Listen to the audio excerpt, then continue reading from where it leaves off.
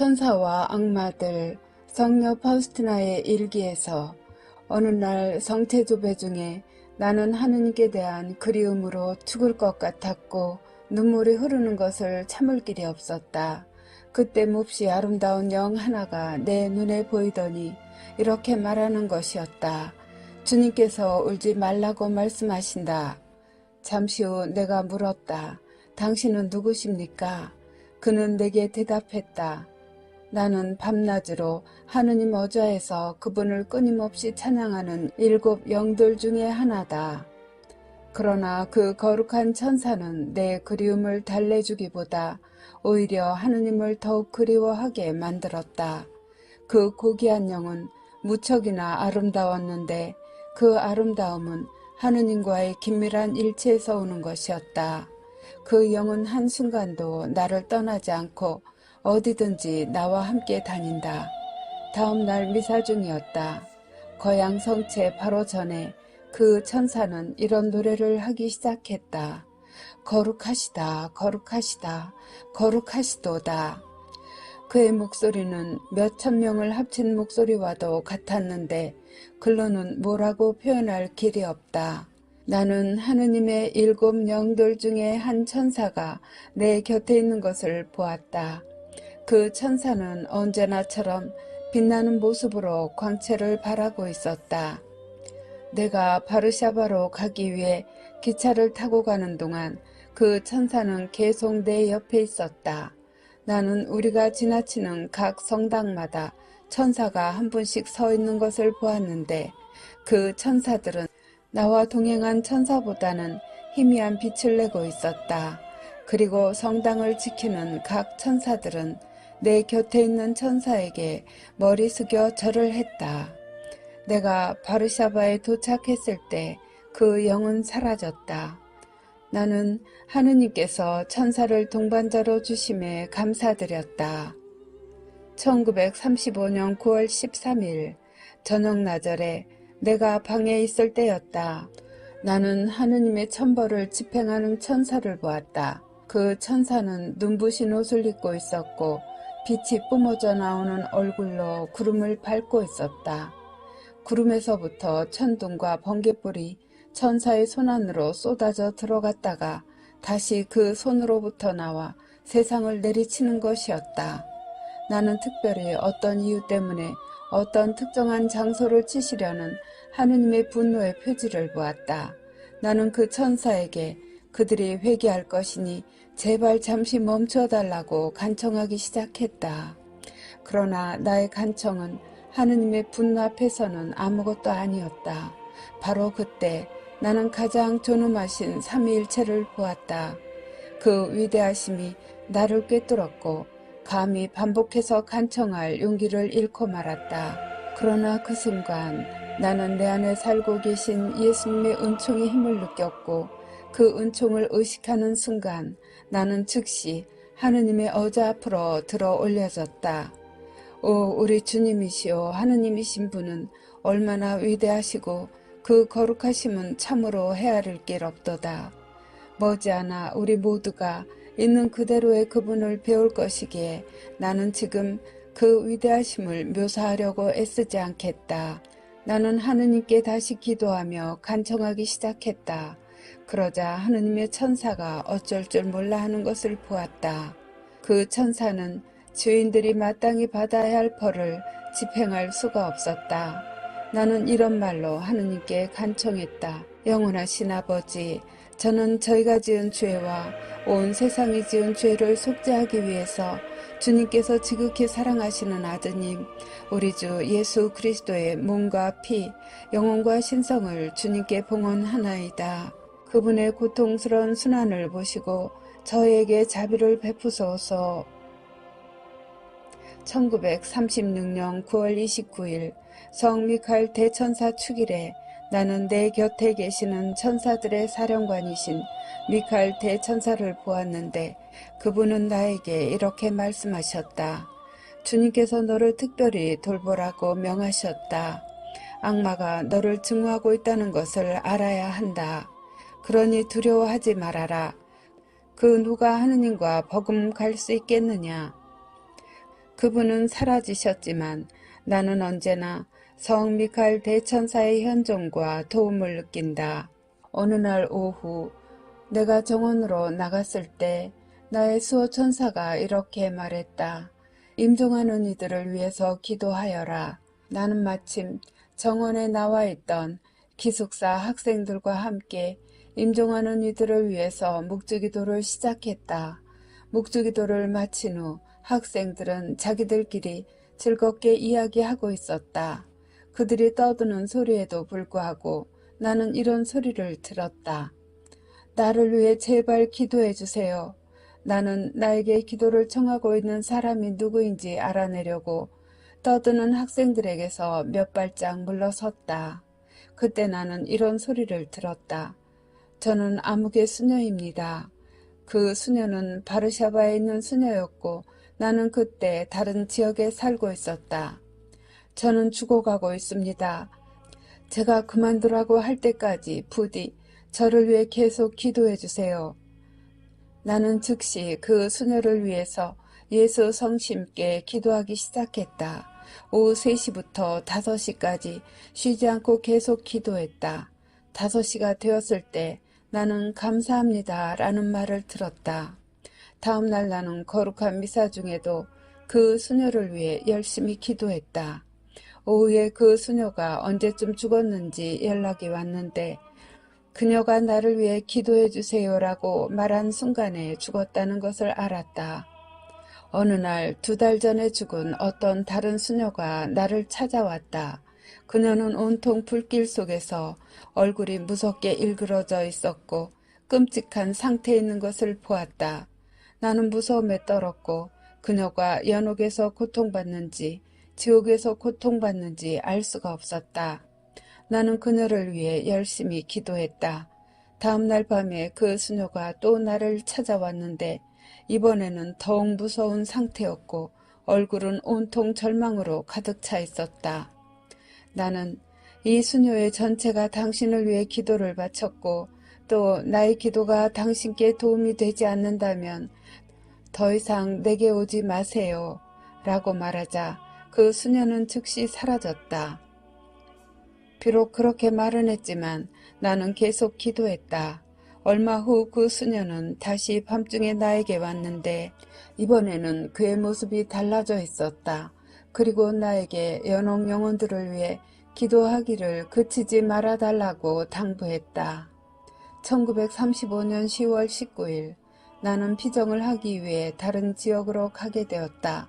아침에 나는 나의 수호천사를 보았고 그는 바르샤바까지 가는 동안 나와 함께 있어 주었다.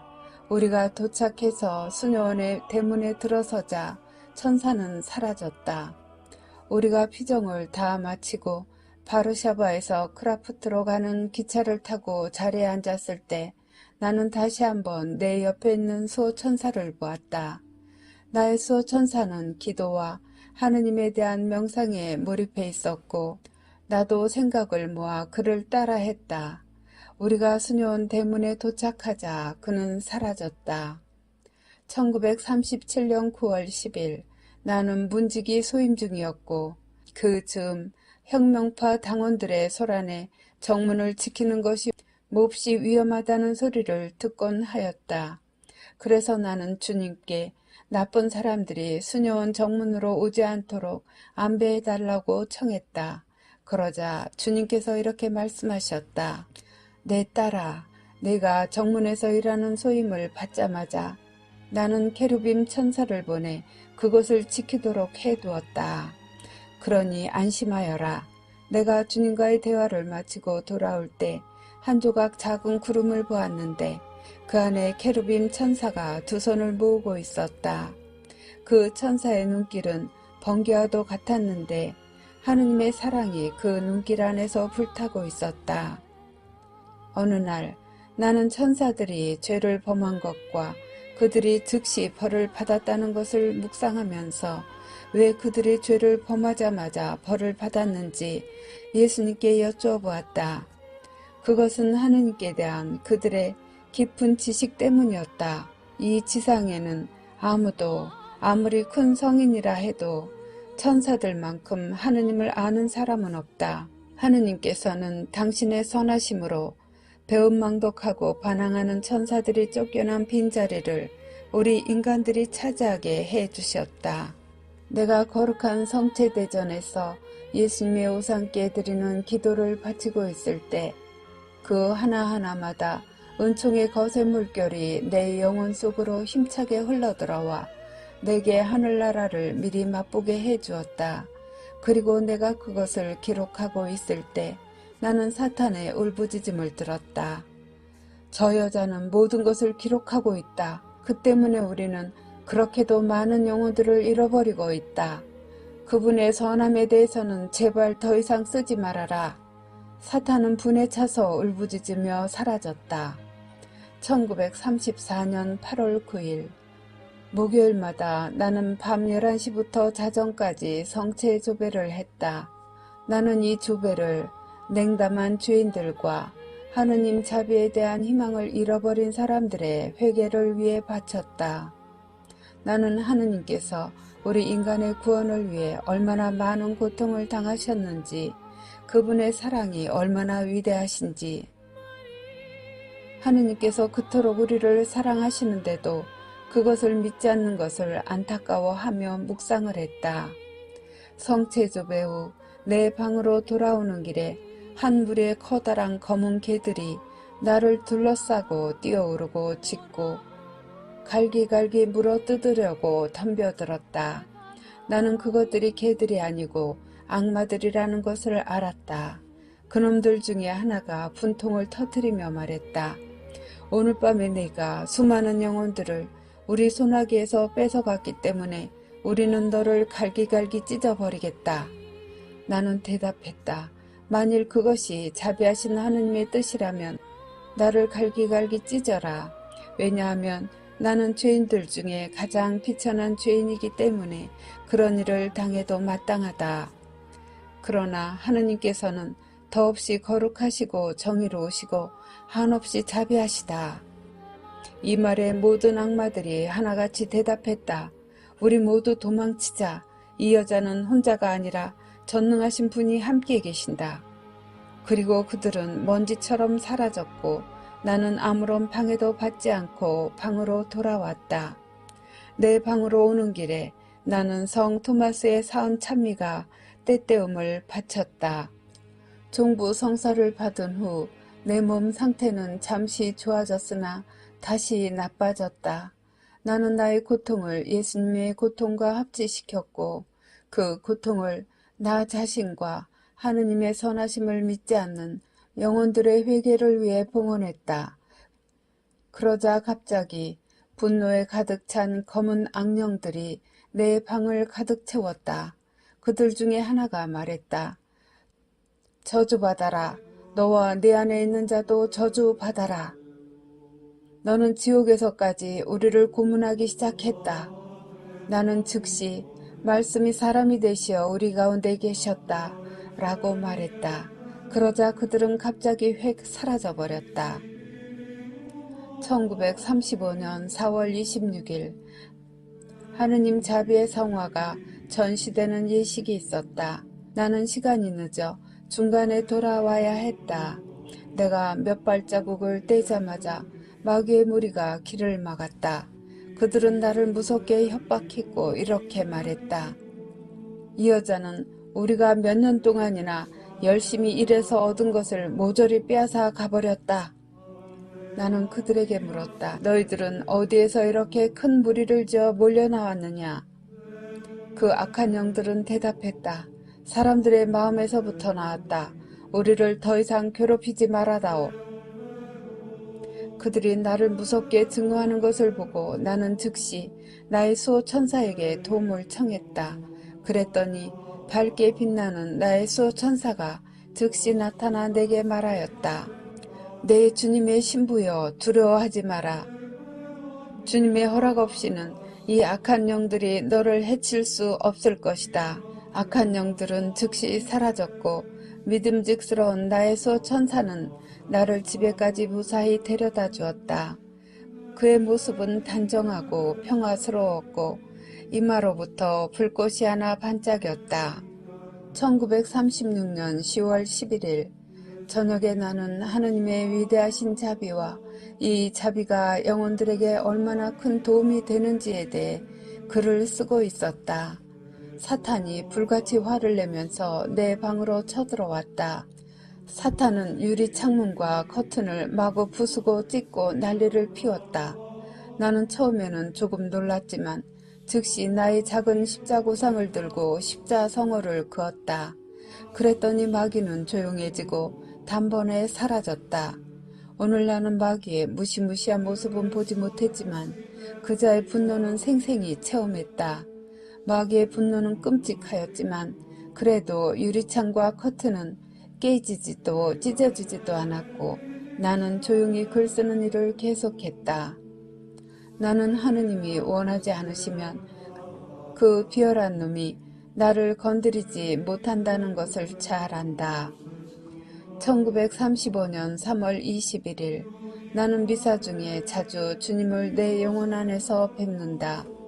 그분의 현존이 나를 가득 채우고 그분의 거룩한 눈길을 느낀다. 나는 나처럼 비천한 영혼에게 임하시는 하느님의 위대하신 겸손에 놀라곤 한다. 나는 이날 정오쯤 잠깐 수녀원 성당에 들렀는데 또다시 은총의 힘이 나를 사로잡았다. 내가 성당에서 계속 집중하여 명상 속에 머무르자 사탄이 잔뜩 화가 나서 나타나더니 성당에 있던 화분을 들어서 온 힘을 다해 바닥으로 내리쳤다.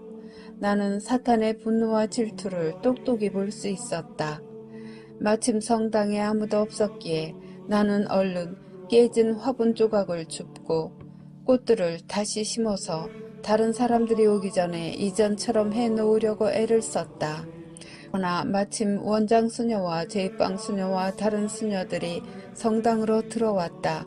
원장 수녀는 내가 제대 위의 물건을 멋대로 만졌고 화분을 깨뜨렸다고 생각하며 놀라워했는데 제입방 수녀도 언짢아했다. 나는 설명을 하거나 변명을 하지 않았다. 그날 나는 너무 지쳐서 일찍 잠이 들었다. 밤 11시쯤에 사탄이 내 침대를 마구 흔들어댔다. 나는 즉시 깨어났고 평온한 마음으로 나의 수호 천사에게 기도하기 시작했다. 그런데 갑자기 나는 연옥에서 속죄하고 있는 영혼들을 보게 되었다. 그들은 희미한 그림자처럼 보였고 나는 그들 가운데서 많은 악마들을 보았다. 악마들 중에 하나가 나를 괴롭혔는데 고양이 모습을 하고 자기 몸을 내 침대 위로 또 내 발치에 던지곤 하였다. 그 악마는 매우 무거웠는 무게는 몇천 킬로그램쯤 되는 것 같았다. 나는 계속 묵주기도를 바쳤고 악마들은 새벽녘이 되어서야 모두 사라졌다. 아침에 성당에 갔을 때 나는 예수님께서 하시는 말씀을 들었다. 너는 나와 일치되어 있다. 아무것도 두려워하지 말아라. 그러나 내 아이야, 너는 사탄이 너를 몹시 미워한다는 것을 알아야 한다. 사탄은 모든 영혼을 미워한다. 그러나 내게 대해서는 특히 증오로 불타고 있는데 네가 사탄의 지배에서 많은 영혼들을 빼앗아왔기 때문이다. 내가 죄인들을 위해 기도하고 나의 고통을 그들을 위해 바치고 있을 때 사탄이 정체를 드러내며 공격해왔다. 죄인들을 위해서 기도하지 말아라. 너 자신을 위해서나 열심히 기도해라. 왜냐하면 너는 지옥으로 가게 될 테니까. 나는 사탄의 말에 귀 기울이지 않고 오히려 2배의 열정을 더해 계속 기도했다. 악령은 분이 치밀어서 오, 내가 너를 내 맘대로 할 수만 있다면 하고 소리치고는 사라졌다. 나는 내 기도와 고통이 사탄을 묶어버리고 그자의 마수에서 영혼들을 풀어준다는 것을 알게 되었다. 어느 날 그자는 지치지도 않고 또 나를 유혹했다. 너는 무엇 때문에 다른 영혼들에 대해 걱정하느냐? 너는 너 자신만을 위해서 기도해라. 죄인들은 네가 기도하지 않아도 회개할 것이다. 내가 보니 너는 지금 무척 고통을 받고 있는데 무엇 때문에 너는 그 많은 어려움을 당하면서 고생하느냐? 나는 신음소리가 새어나왔지만 침묵을 지키면서 하느님 안에 머물렀다. 마침내 유혹은 사라지고 나는 기진맥진하여 잠이 들었다. 아침에 성체를 모신 후 예수님께서 말씀하셨다. 사탄이 너를 유혹해서 얻은 건 하나도 없다. 네가 그와 대화를 나누지 않았기 때문이다. 너는 오늘 충실하게 싸워서 내게 큰 영광을 안겨주었다. 나는 언제나 너와 함께 있다. 어느 날 순영 강당에 잠깐 들렀을 때 주님께서 내게 말씀하셨다.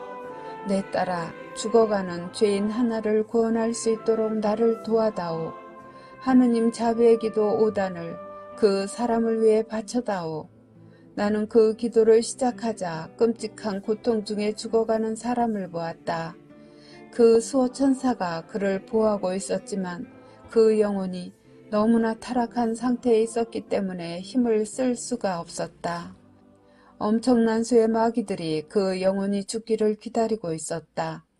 그러나 내가 하느님 자비의 기도를 바치는 동안 성화에 나오는 모습으로 예수님께서 나타나셨고 예수님의 심장에서 나온 빗줄기들이 그 임종자를 감쌌는데 마귀들은 겁에 질려 도망쳐버렸다. 그 임종자는 평화로이 숨을 거두었다. 나는 하느님 자비의 기도가 죽어가는 사람들에게 얼마나 중요한지 깨닫게 되었다. 자비의 기도는 하느님의 분노를 누그러뜨린다. 어느 날 노인 하나가 엄청난 고통 속에 죽어가고 있는 낯선 오두막집에 내가 있는 것을 발견했다. 그 노인의 침대 둘레에는 마귀의 무리가 진을 치고 있었고 통곡하는 가족들이 있었다. 내가 하느님 자비의 기도를 시작하자 마귀들은 나를 위협하고 야유하면서 흩어져 버렸다. 어느 날 나는 두 개의 길을 보았다. 길 하나는 넓었는데 고운 모래와 꽃들로 덮여 있었고 기쁨과 음악과 온갖 즐거움이 가득했다. 사람들은 그 길을 걸으면서 춤을 추고 인생을 즐기고 있었다. 이윽고 그 사람들은 자신들도 모르는 사이에 그 길의 끝에 도달했다. 그런데 그 길 끝에는 무서운 절벽, 곧 지옥의 심연이 기다리고 있었다. 영혼들은 눈이 멀어 있었고 모두 지옥으로 떨어지는 것이었다. 그들은 걸어가면서 그대로 떨어졌다. 그런 사람들의 수는 하도 많아서 세어볼 수도 없을 정도였다. 그리고 나는 다른 길을 보았다. 그 길은 보통의 길이라기보다는 좁고 가시와 돌로 뒤덮여 있는 오솔길이었다. 그 길을 걷는 사람들의 눈에는 눈물이 흐르고 있었고 온갖 고통을 짊어지고 허덕이고 있었다. 어떤 이들은 돌에 걸려 넘어졌으나 다시 일어나서 계속 걸어갔다.